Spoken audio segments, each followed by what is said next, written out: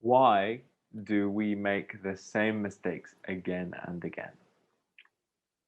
So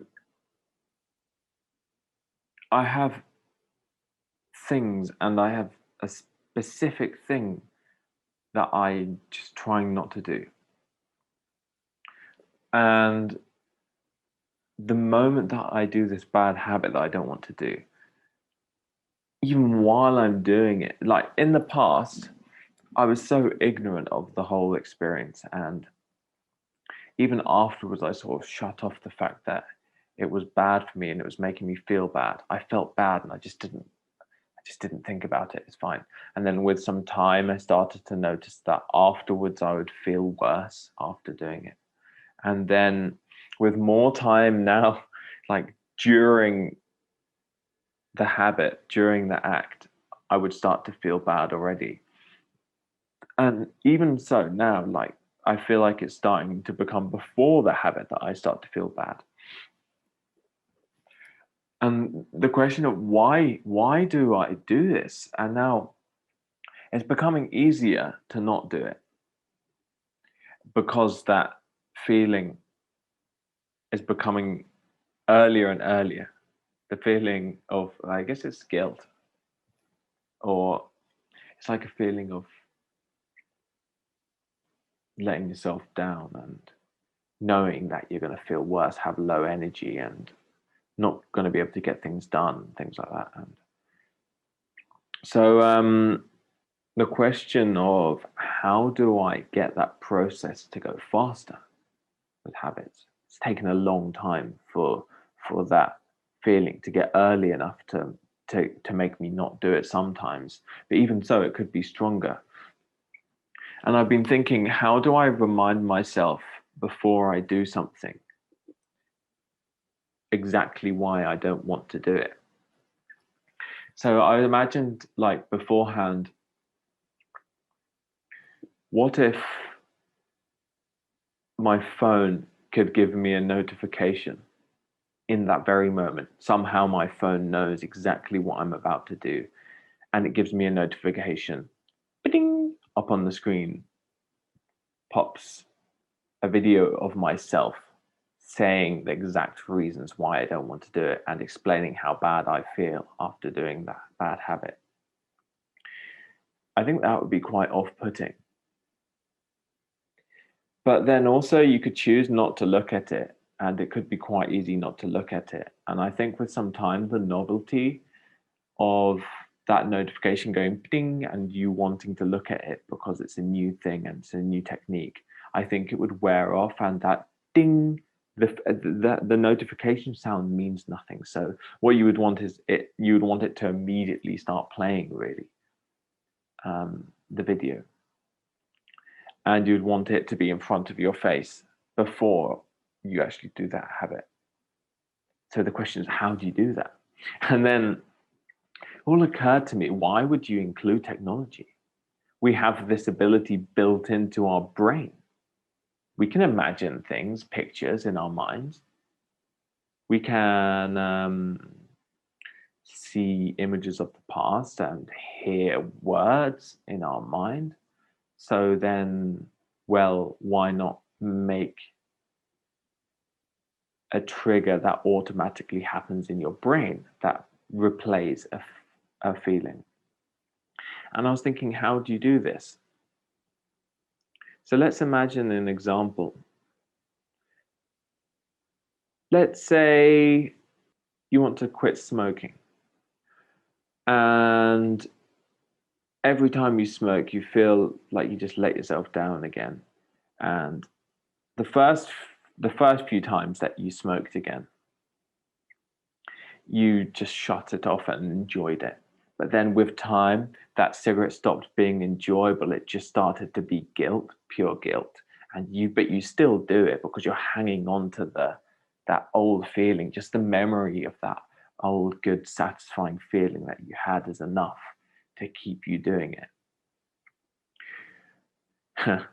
The pleasure has gone. Just the memory of the pleasure is motivating enough. That's amazing, but it's true. It's what happens to us. So what if you could explain your exact feelings, maybe you feel so bad after you smoke, just made you just feel so guilty and letting yourself down, destroying your health, making yourself feel bad in the moment. You could be doing exercise and be a strong person, like ready to protect your family and care for people and things like that. But you're not. You're not, because you keep doing this. You're just not prepared for anything because you're weak, because you're damaging your body. And how would you get all of these ideas to appear in your head before you smoke? Okay, so I'm an educator and I use mnemonics a lot. And this is using pictures and imaginary things to help you recall very detailed information. I can give you a quick example, because in this, we want to imagine a very specific reason of why we don't want to do it. We don't just want a vague idea. We want something very specific with all of the parts. And maybe we want to recall a few reasons instantly in a moment. So what would you do? Well, to memorize, for example, a series of instructions that are quite complicated, you could, for example, want to remember exactly how to bake a specific cake. Maybe you need to put in a specific weight of flour and a specific weight of butter, a specific weight of milk and eggs. And you want to remember all of the numbers too. You want to remember it all in order. How would you do that? Well, you could relate the 300 grams of flour to a picture somehow. And here's just one silly idea. So now, if you didn't already develop some sort of memory structure, which you can do, we'll talk about this in another video, then what you would do is you just do the first thing that you can think of. So 300 grams is like the word moo, because 3 is like a sideways M. So then you would imagine moo, which is what a cow says. 300 grams of flour. How would you relate that to flour? Well, you would imagine a cow eating bags of flour. Okay, you've got that. Moo, the cow is saying moo. He's eating bags of flour, and that means 300. So then next you want to remember the amount of milk that you want to put in. And now we already see that we've got a cow, so that's quite convenient. It's funny because it was a spontaneous idea. Maybe we want to put this. Don't follow this recipe, by the way. I'm making it completely up. This won't make a good cake. Or it might. I might try it. But let's say you want to put in 250 milliliters of milk. Okay. How would you remember that? Oh, this is a difficult one. You want to let yourself just spontaneously come up with an idea. I think for me, it was the fact that 250 is a quarter of a kilo, and that's quite easy. So I think it's easier to relate quarter of a kilo. Okay, yes. I would have, instead of milk coming out of the udder of the cow, I would have quarters, as in coins, just flowing out, quarters, money coming out of a cow's udder into buckets. And that would be a quarter. And just to solidify the idea that it's a kilogram, the kg, I would imagine the farmer who's there saying, okay, okay, okay, okay. Like he's really happy because there's quarters just flowing into a bucket for free. And that should help you remember 250 grams. Okay, now let's say, for example, that you wanted to do eggs. You wanted to add 3 eggs. Okay, this is easy because the out of the rear end of the cow start coming eggs, and the farmer says, free eggs, 3 eggs. Very easy. Okay, that's that done. So now you will remember all of that. And you can test yourself tomorrow, actually, see if you remember it. And if you don't remember it, it's because you didn't picture it clearly enough. So that was quite a long explanation, but how would you apply that? Because now, when you think of the recipe that you want, this is all going to spontaneously appear in your head, the pictures. You're going to remember it. So if you wanted to quit smoking and you wanted to relate all of these different reasons to quitting smoking, what you would do is you would take your reasons like one at a time and relate them to the actions that you do beforehand. So now let's do the actions. So I get out. This might be different for you because maybe you smoke, maybe you don't even smoke, this is just an example for you, but if you smoke, then maybe you have a box of cigarettes, and maybe you have a packet of tobacco, or you could even have a pipe, who knows. So it's going to be different, but I'm going to do it with a box of cigarettes. So you imagine getting the box of cigarettes out of the pocket that you always have them in. Okay, this is such a familiar movement. You open the box in the same way, just by a little flick of the finger. Do everything the same, or even get the box. Actually do it, if you can. If you've got a bad habit of smoking, then okay, flipping the box open, taking the cigarette, putting it in your mouth, getting the lighter out, lighting it. The movement of breathing in to make sure that the flame is sucked in to get it lit. Okay, we've got a few different movements there. And what we're going to do is we're going to use mnemonics, as in associating ideas and pictures to all of these things, so that you do an action and immediately you can't control it. It reminds you of the reason why you don't want to smoke. It just appears in your head. You can't stop it. Okay, we're gonna do it for every action as well. So that even if one of them doesn't for some reason, even though it should, if one of them doesn't trigger it, then at least one of them will. So opening the box of cigarettes. Okay. What's a reason of why you would not want to smoke?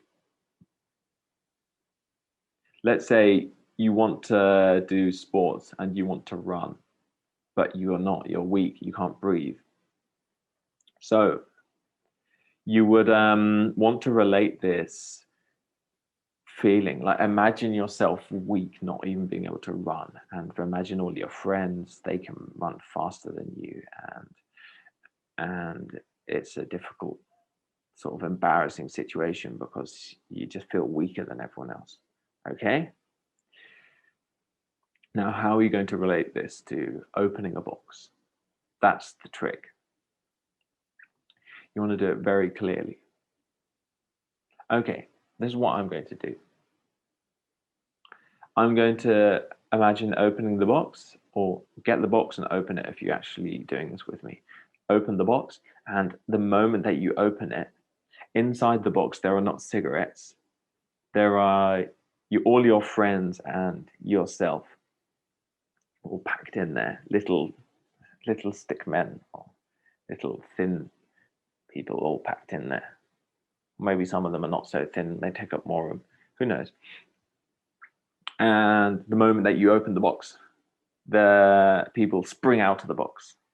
All of them. They run away. You run away. All your friends run away very fast. You see them run off into the distance very quickly. One of your friends, his name is Tom, and he's just so quick. You see him win. But they're all having fun because they're all quite fast. And they're all having a competition and seeing who can win. So you're watching them run. At the same time, you see yourself just behind and just struggling, just not having any fun at all. Just,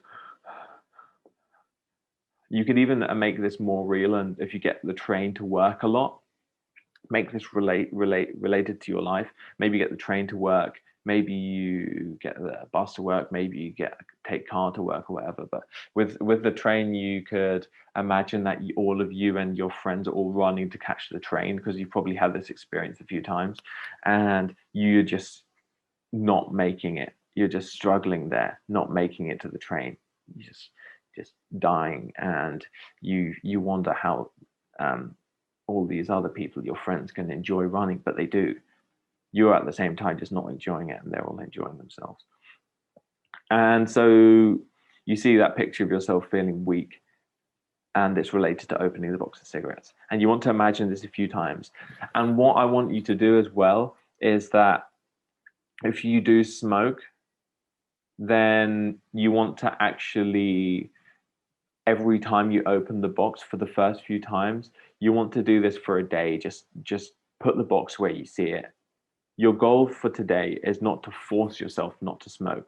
Your goal for today is literally just every time you see your box of cigarettes, open it and imagine that. Open it and imagine that same thing. The people jumping out, running fast, you running very slow, okay? Make it as silly as you can as well.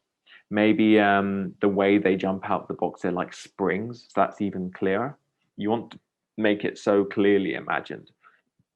Imagine which people are in which parts of the box. See all their faces all stacked in the box beforehand. Where they are. The box opens, they spring out. See who runs off first, who runs off second, and then you want to see yourself last, and just not happy and not running. And now at the same time, you want to imagine that feeling of when you've been running for a train or the past. Imagine that when you've been really out of breath to the point where it's horrible and it's just like torture. Imagine that experience. Now relate that to this. You want to get one of those experiences like I remember running one time for a train when I had to catch it because I was going to an exam. I couldn't stop, but I just had not enough time. And then I could have given up, but the train was delayed. So I actually had to go. I didn't know if the train was even going to be there when I got there, but there was a possibility that it would be because it was delayed, and it didn't say the amount there was delayed. So I had to do it. I remember exactly how I felt in that moment. That pain in the chest, just stabbing you. Imagine that stabbing pain. You want to relate this all together. And now that's the job for the day. So what you would do now is you would do that for every single action that you do when you're smoking. Now, when you take a cigarette out of the box, you want to relate that to another. So taking a cigarette out of the box, how could that be related? Now, we're going to relate it to the same thing, but we're going to put a slightly different spin on it, about being weak and not being healthy. Let's think. We want to try and make this as immediate as possible. Maybe you have a cough. Maybe your teeth are yellow, like health reasons. So let's choose one. Let's choose one. The teeth quality, and because that's very common for smoking, having bad teeth, and it gets worse with time, of course, until it's just like helpless, but hopeless. So, okay, the cigarette. Instead of taking a cigarette out of the box, we're going to be pulling a tooth out of the box, and the inside of the box actually looks like a row of teeth. It's like a mouth. You open the box, and of course all your friends run out. That's what you imagine for that. But now once the box is open, you see that the box actually has teeth in it instead of cigarettes. And it's just like a mouth like this. And you when you're pulling out a cigarette, you want to do that movement, like holding onto one. And just imagine it as a tooth. Pulling it out. Imagine the tooth pain. And also they're all yellow. They're all yellow and black and with holes in them. And maybe you can throw some blood in there as well. Imagine some blood. Just make it as bad as possible, because you really want this to be emotional. You want it to make you feel horrible when you think of it, to make you feel uncomfortable. And then, so that pain, just seeing the bloody tooth, the blood spraying out, and then this like pus coming out of some of the teeth and things like this, makes you want to vomit. But think about it really clearly, because this will stop your habit. Okay, you're pulling out a tooth. As you tug out of that tooth, it's much harder than getting a cigarette out of the box. Actually, no, let's do this and let's make it more real. The reason that the tooth is so easy to pull out is because it's just not attached anymore. It's just like hanging off by some moldy flesh that's just like melting. And so it just comes straight out, and then the blood sprays a bit, and it's horribly painful. So you imagine the tooth pain at the same time. Okay, you see where we're getting? You see what we're doing here? Oh, wow.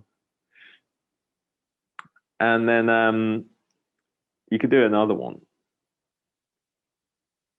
Just keep going. What you want to do is write down your actual specific reasons of why you don't want to do the habit.